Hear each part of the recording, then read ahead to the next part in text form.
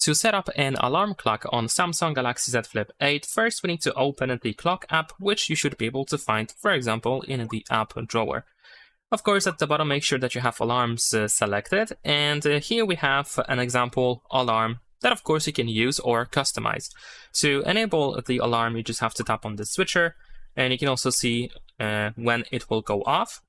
You can also, of course, tap on the alarm to customize it. So you can choose when it should go off. You can also choose if it should be repeatable or not, on which days it should go off. You can also tap on this calendar here to pick a specific date. And we can name the alarm. We can change the sound, the vibration. We can adjust snooze options. We can also toggle these options.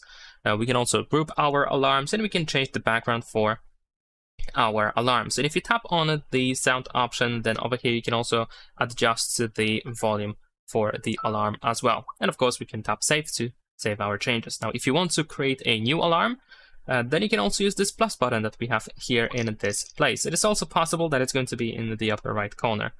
And the rest is pretty much the same. As you can see, it's very similar. Once you set everything up, you can just tap on save, and there we go. The alarm is created. Leave a like and subscribe.